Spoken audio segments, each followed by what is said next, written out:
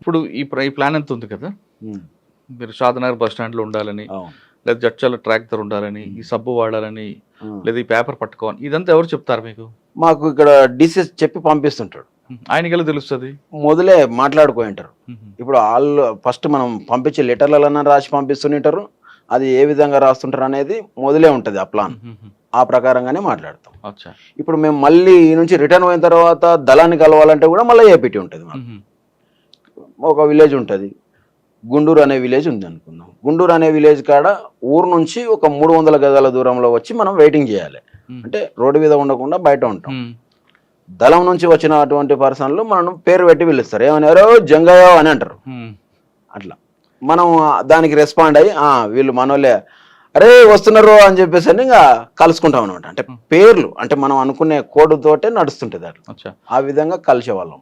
అంటే దళం మెంబర్ కలిసేటప్పుడు పేర్లతో పిలుచుకుంటారు. పేర్లు అంటే సొంతం పేర్లు వీళ్ళు, అదే ఏదో పేరుతో అనుకుని పోయింటాం అనమాట. ఇక్కడ కలిసేటప్పుడు మాత్రం మళ్ళీ ఫారెస్ట్ లో అయితేనేమో, అరే విప్ప పువ్వు దొరికిందారా అని అంటాం అనమాట. చెట్టు దొరికిందా అని ఇట్లా కోడ్ భాషలతోటే పిలిచేవారు. ఆ కోడ్ అని ముందే మీకు చెప్తారు. మేము మొదలు అనుకొని బయటికి వెళ్తాం. నన్ను పంపిస్తారు కాబట్టి కొరియర్గా నాకు ఈ పేరు అంటేనే పలకాలే, లేకపోతే పలకడం అనేది కష్టం. వేరే వాడు వచ్చి కూడా కూతలే వేస్తాం. ఆ కూతకు ఈనవాడి మనం పోయినామంటే తొందరగా బుక్ అయిపోతాం. అట్లా అట్లా అని చెప్పి అడవిలోకి వచ్చిన తర్వాత వెప్పు పువ్వు దొరికిందా లేదా ఇంకో కోడ్ ఇస్తారు అని కోడ్. గోందు ఉందా, లేక గోందు అంటే వాళ్ళు చెట్టుకు తీస్తుంటారు సెంచోళ్ళు. అట్లా మనవాడని అప్పుడు దగ్గరికి వెళ్ళి ఓకే గోందు ఓకే వచ్చింది, దొరికింది అని అంటే అప్పుడు కొంచెం దూరంలో ఉంటాం కాబట్టి కలుసుకొని వెళ్తాం అనమాట. అలా సంవత్సరం పని చేశారు, షాదనగర్లో మిస్ అయ్యారు. ఇంకెప్పుడైనా అటువంటి అట్లా జరిగినాయి. ఒటవర్లపల్లిలో ఒకసారి. ఇక్కడ ఒటవర్లపల్లి శ్రీశైలం రూట్లో ఉంటుంది ఒటవర్లపల్లి. అవును. నేను దళం దగ్గర నుంచి, అంటే నేను ఎక్కువ కొరియర్ కాబట్టి బయటకి ఎక్కువ పంపిస్తారు అనమాట. ఇక ఒటవర్లపల్లిలో ఎర్లీ మార్నింగ్ తెల్లవారుజామున లేసేసి ఆడ పోయి బస్ స్టాప్లో కూర్చున్నా. 5-5:30 మధ్యలో హోటల్ దగ్గర టీ తాగాలి. అక్కడ నుంచి బస్సు రావాలి, శ్రీశైలం నుంచే రావాలి, నేను సిటీ రావాలి.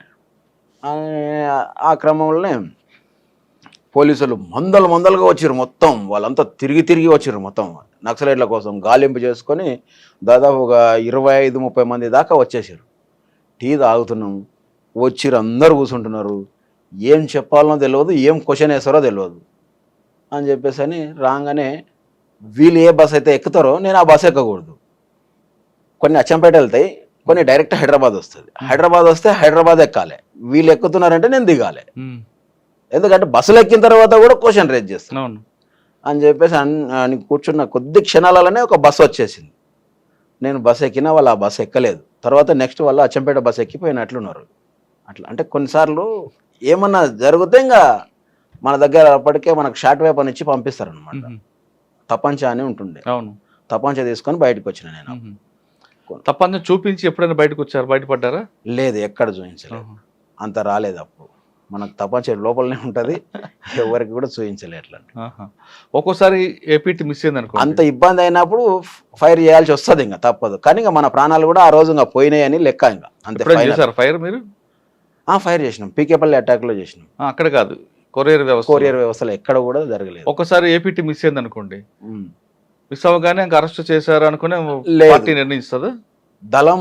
ఇప్పుడు నేను ఏదైతే ఒక దళం ఉంది అనుకుంటే, ఇప్పుడు కల్వకుర్తి దళం ఉంది, నేను దళంలో పనిచేస్తున్నా. ఏపీటీలు మనం పోతుంటాం, వస్తున్నప్పుడు కలుస్తుంటాం కదా. ఒక విలేజ్, ఆ విలేజ్లో ఒక ఇంటి దగ్గర కుటుంబ సభ్యుల్లాగా మనకు పరిచయం చేసి ఉంటారు. అది దళ కమాండర్కి తెలిసి ఉంటుంది, షాక్ మెంబర్కి తెలిసి ఉంటుంది, డిప్యూటీ కమాండర్కి తెలిసి ఉంటుంది. నాకు ఆ ముగ్గురికి తెలిసి ఉంటుంది. ఆ ఇంట్లో 15 రోజుల వరకు నాకు ఏపీటీ, నేను పోయి ఆ ఇంట్లో ఉంటే వాళ్ళు 15 రోజుల వరకు అక్కడ వచ్చి తీసుకొని పోతారు. దళంలో ఉన్న సభ్యులకు ఎవరికి తెలియదు, షాక్ కమిటీకి మాత్రమే తెలుస్తుంది. ఆ షాక్ కమిటీలో ముగ్గురు ఉంటారు, దళ commander, deputy commander, shock member. అంటే పార్టీ మెంబర్ స్థాయి వచ్చిన వాళ్ళందరికీ కూడా షాక్ కమిటీలో ఛాన్స్ ఉంటుంది. అట్లా నేను కూడా పార్టీ మెంబర్ స్థాయి నాకు వచ్చేసింది. సర్క్యులేషన్ పంపిస్తుండ్రి, అన్ని తీసుకుంటుండ్రి. సాధారణంగా పేపర్లు తీసుకొస్తుంటారు కొంతమంది లోపలికి. అవును. మీకు ఎప్పుడు వస్తాయి పేపర్స్? ఇప్పుడు నేను బయటికి వెళ్ళినా అంటే, ఇప్పుడు నల్గొండ పేపర్ కూడా వస్తుండే మా దగ్గరికి, ప్రకాశం వాళ్ళు కూడా కలుస్తుండ్రి, ప్రకాశం డిస్టిక్ పేపర్ వస్తుండే. అన్ని వాళ్ళు తీసుకొచ్చిన దగ్గర నా దగ్గరికి వస్తుండే. ఈ పేపర్స్ అన్నీ తీసుకొని నేను దళం దగ్గరికి తీసుకుపోతుండే. అంటే ఎక్కువ నాకు నల్లమలనే ఎక్కువ కాంటాక్టు. ప్రతి ఒక్క కొరియర్ నాకే కలుస్తుంటాయి, కానీ నేను నన్నంత నమ్మకం అనమాట పార్టీకి నా పైన విపరీతమైన నమ్మకం. వాళ్ళు దళాలు మొత్తం అక్కడ ఉండి దాదాపు 100 మంది 200 మంది ఉన్నప్పుడు కూడా అక్కడికి చేరవేయడానికి నన్ను బయటకు పంపిస్తుంది. ఎందుకంటే మా అన్న దాంట్లో ఉండడం వల్ల ఈ తమ్ముడు ఎలాంటిది తప్పులు చేయడు అనే దాని నుంచి ఫుల్ నమ్మకం. అప్పుడు అట్లా ఉండే, రాను రాను కొంచెం తగ్గిపోయింది, కానీ తర్వాత ఎవరు కూడా ప్రాణం పోయినా చెప్పేదైతే ఉండదు. నీకు పేపర్ వచ్చేసరికి పొద్దున్న 6-7 అవుతుంది. రోజు రాదు సార్, అది టైం. ఒక రోజు పోతే వచ్చిన పేపర్లలో తీసుకొని పోవాలి అంతే. వారంకోసారో 5 రోజులు ఏ రోజుకి ఆ రోజు పేపర్ రాదు. ఓన్లీ రేడియోలనే వినాలే, ఎక్కడ ఏం జరుగుతుంది అనేది రేడియోస్ ఉంటుండే, చిన్న రేడియోలనే వింటుంటారు మన వాళ్ళు. ఒకవేళ వాళ్ళ సమాచారం కిందకి రావాలనుకుంటే ప్రజలకి అప్పుడు ఏం చేసేవారు? వాళ్ళ సమాచారం అంటే పార్టీ సమాచారం ప్రజలకు చేరాలి. ఇప్పుడు మేము ఒక ఎన్కౌంటర్ అయింది, అది బోట్ ఆఫ్ ఎన్కౌంటర్ అన్నా లేదా రియల్ ఎన్కౌంటర్ అన్నా, చనిపోయిన వ్యక్తులు ఎవరు అనేది మెసేజ్ పంపిస్తుంటారు పార్టీ. మనం పేపర్ స్టేట్మెంట్లు ఇస్తాం. అది ఎలా పంపిస్తుంటారు? మన దళ కమాండర్ వాళ్ళు ఇస్తే మనకు కొంతమంది గ్రామాలలో కూడా ఉంటుండ్రి అప్పుడు విలేకరులు, అంటే మన ఏపీసీఎల్సీ వాళ్ళు కూడా ఉంటుండ్రి గ్రామాలలో. కొంతమంది స్కూల్ పెట్టుకొని ఉంటుండ్రి. అవన్నీ అట్లా వాళ్ళ దగ్గర పోయి మనం సమాచారం ఇస్తాం. వాళ్ళకు పోయి ఇస్తే వాళ్ళు తీసుకుపోయి పంపిస్తాం. ఓకే. నేను మహబూబ్ నగర్లో పురుషోత్తం అన్న ఉండే, ఏపీసీఎల్సీ పురుషోత్తం. ఓకే, అవును. అడ్వకేట్గా చేస్తుండే. చనిపోయాడు. నేను ఆయన దగ్గర వాళ్ళది ఎస్టీడీ బూత్ ఉంటుండే, ఎస్టీడీ రైల్వే స్టేషన్ దగ్గర ఉంటుండే మహబూబ్నగర్లో. ఆయన భార్య అక్క ఉంటుండే ఎస్టీడీలో. ఎవరున్నా నేను డైరెక్ట్ పోయి లెటర్స్ అక్కడ ఇచ్చేసి వస్తుంటే, ఆయన మస్తు సార్లు కూడా కలుస్తుంటే. ఏదన్నా ఎమర్జెన్సీ సమస్య వచ్చినప్పుడు పోయి చెప్తుంటే, ఇట్లా నాకు ఇప్పుడు నేను అన్నా కదా షాద్నగర్ దగ్గర నాకు ఎప్పుడైతే మిస్ అయిందో, నెక్స్ట్ డే ఆ రోజు నైట్ పోయి పురుషోత్తం అన్నని కలిసిన నేను. అన్న ఇట్లా సంజీవ్ అన్నకి ఏదో అయినట్లుంది, ఆయన అయితే రాలేదు, ఏపీటీ మిస్ అయింది, పోలీసు వాళ్ళు విపరీతంగా వచ్చిండ్రు, నాకు ఏపీటీ అయితే మిస్ అయింది అని చెప్తే, ఆయన వెంటనే 24 గంటల్లో సంజీవ్ను ఆయన కోరియర్ చంద్రన్ అనే ఇద్దరిని కోర్టుకు హాజరుపరచాలని చెప్పేసి పేపర్ స్టేట్మెంట్ ఇచ్చాడు. అంటే మేము పోయి చెప్పడం వల్ల నాకు అది వెంటనే జరిగింది కదా. అది జరిగింది, మరి ఇన్ఫర్మేషన్ ఇవ్వాలి, బయటికి తెలవాలి, లేకపోతే అరెస్ట్ అయిపోయింది అనేది అర్థమైపోయింది కంప్లీట్గా. కరెక్ట్గా అరెస్ట్ అయ్యింది, కానీ సంజీవ్ అన్న అరెస్ట్ కాలే. సంజీవ్ అన్న స్టేట్ కమిటీ ఆయన కాలే. సాధారణంగా మీ కొరియర్ వ్యవస్థలో మీరు అనుకున్న ఏపీటీ సక్సెస్ అయినప్పుడు ఒక వ్యక్తి తారసపడతారు. మీరు అన్నట్లు ఇందాక పేపరో లేదంటే సబ్బో ఏదో ఒకటి ఇండికేషన్ చూపించుకుంటారు. డైరెక్ట్గా ఐ టు ఐ చూసి మాట్లాడుకుంటారా, లేదా ఒకవైపు తిరిగి మాట్లాడుకుంటారా? ఐ టు ఐ సేమ్ ఎదురు బదురు నిలబడే మాట్లాడతాం. మా పర్సన్స్ కలిసినప్పుడు కంపల్సరీ కూర్చుంటాం, మంచిగా కూర్చొని మాట్లాడతాం. లేదంటే ఆ నుంచి వేరే దగ్గరికి పోయి టీ తాగుతాం, లేకపోతే అన్నం తిన్నామా లేదా అని చెప్పేసి ఇద్దరం మాట్లాడుకొని భోజనాలు. మెయిన్ ఏంటంటే మాకు ఫారెస్ట్లో అన్నం దొరకాలంటే 2 రోజులు పట్టవచ్చు, ఒకసారి 1 డే పడుతుంటుంది. అట్లా ఇబ్బందులతోటి కూడా తిరిగిన కాలాలు ఉన్నాయి. అటువంటిప్పుడు బయట ఏంటంటే కలిసినామంటే ఫస్ట్ తిందాం పానా అని చెప్పేసి ఒక హోటల్ దగ్గర పోయి తిని మాట్లాడుకుంటూ అది అయిపోయిన తర్వాత మళ్ళీ ఎవరి దారిలో వాళ్ళు వెళ్ళిపోతాం. ఓకే. తర్వాత మీ వర్క్ చూసి మీకు స్పెషల్ గెరిల్లా తీసుకున్నారా? ఎస్జిఎస్లో తీసుకున్నాను. తీసుకున్న తర్వాత ఎక్కడ మీరు వర్క్ ఎక్కడింది? ఎస్జిఎస్లో అంటే అది స్పెషల్ గెరిల్లా స్క్వాడ్. అది ఎక్కువ ఎక్కడైనా దాడి చేయాలంటే ఈ దళం చేసే పని ఏంటంటే స్పెషల్ గెరిల్లా స్క్వాడ్ అక్కడ ఉన్నటువంటి లోకల్ దళాన్ని టచ్ చేసుకొని దాడులు చేయడానికి ముందుకు పోయేదన్నమాట.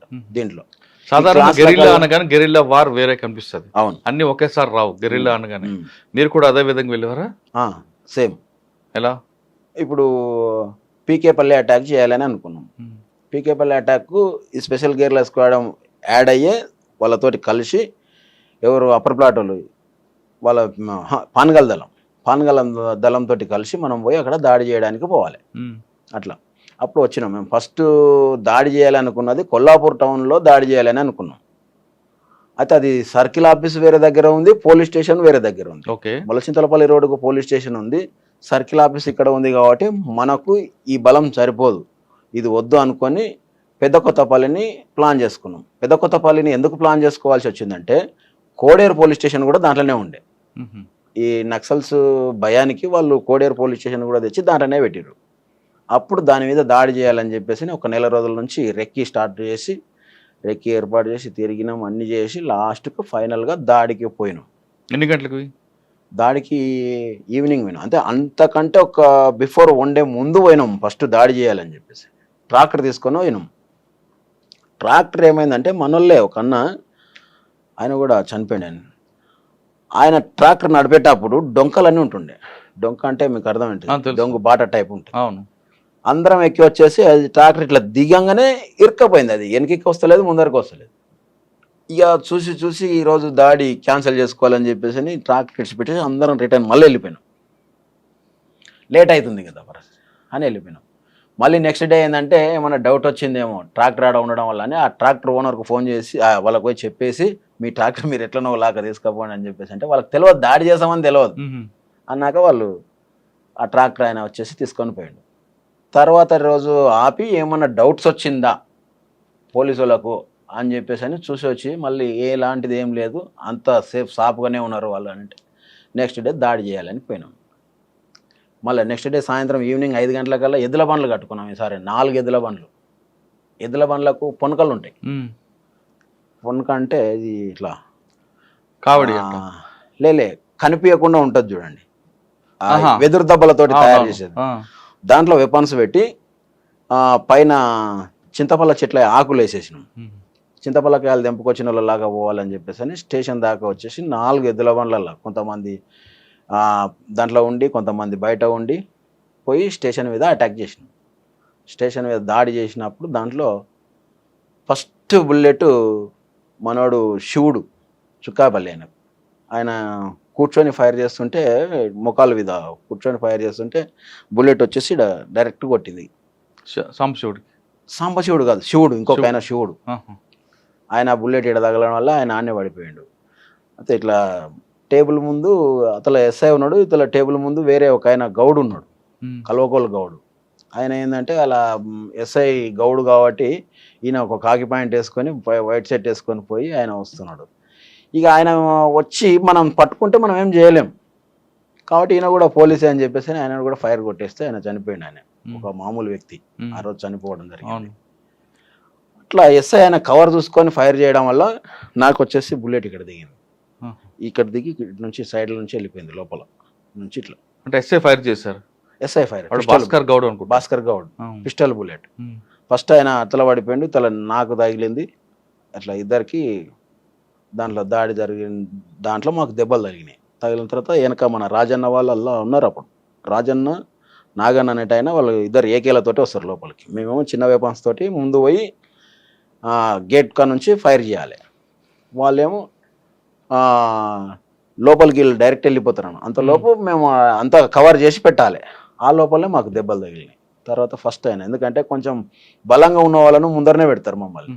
అట్లా నేను కొంచెం యాక్టివ్గా ఉంటుంటే దాడులలో ముందు ఉంటుంటే అన్న ఆలోచనతో పెట్టినారు. అట్లా బుల్లెట్స్. అదే దళంలో రచితక్క వీళ్ళందరూ కూడా ఉంటున్నారు కదా, ఉండింటారు కానీ పేర్లు అలియాస్ వేరే పేర్లు ఉంటాయి. సరే, అంటే దాడి ఎంతసేపు ఉంటుంది మీ ఇద్దరి మధ్య? మేము మొత్తం 25 మందితోటి పోయినాం దాడికి. 25 మందిలో 4 ఫస్ట్ పెద్ద కొత్తపల్లి గేట్ దగ్గర పోయి అంబుష్ అంటే మందు పాత్ర పెట్టుకొని కూర్చున్నారు మన వాళ్ళు. తర్వాత ఎంఆర్ఓ ఆఫీస్ సైడ్ నుంచి కూడా చిన్న బాట ఉంటుంది, అక్కడ ఇద్దరిని పంపించినాం. మిగతా వాళ్ళు ఇక్కడ దాడి చేస్తున్నాం. దాదాపు ఒక 16-17 మంది మీ స్టేషన్ పైన దాడి చేస్తాం. బస్సులు రాకుండా కూడా అక్కడే పోయా. బస్సులు రోడ్ ఎంబడి వెళ్తాయి. ఇది లోపల ఉన్నది పెద్ద కొత్తపల్లి పోలీస్ స్టేషన్ అనేది కొంచెం లోపలికి ఉంటుంది, 1 కిలోమీటర్ ఉంటుంది రోడ్ నుంచి లోపల ఉంటుంది.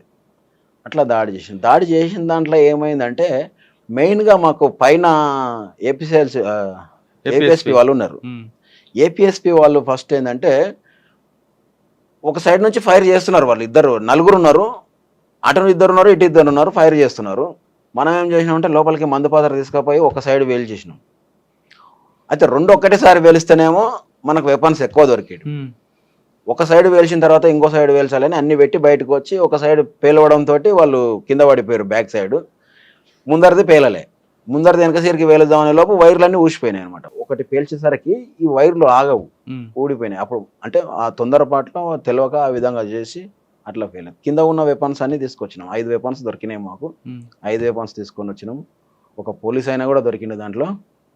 తర్వాత లాకప్లో ఒక ఆయన ఉండే, ఏదో ఎద్దుల బండి దొంగతనం చేసినంటే లోపల పెడితే అది కూడా ఫైర్ చేసి లాకప్ ఓపెన్ చేసి ఆయనను కూడా తీసుకొచ్చినాం బయటికి. అంటే మీరు 25 మంది వెళ్ళారు, మీలో ఒకరు చనిపోయారా?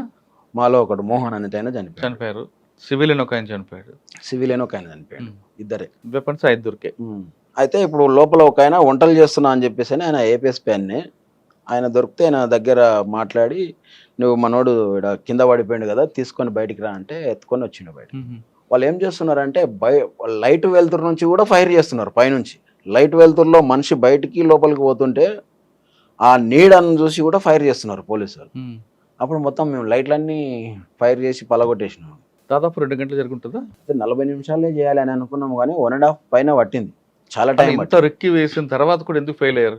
ఫెయిల్ ఏం కాలేదు, సక్సెస్ అయినట్లే. కాకపోతే మనోడు అనుకోకుండా అది బుల్లెట్ ఇప్పుడు ఇట్లా డోర్ ఉంటది కదా, దాని సైడ్ నుంచి ఫైర్ చేస్తున్నాడు కాబట్టి ఎస్ఐ కొట్టిన బుల్లెట్ డైరెక్ట్ వచ్చి తగిలింది అంతే.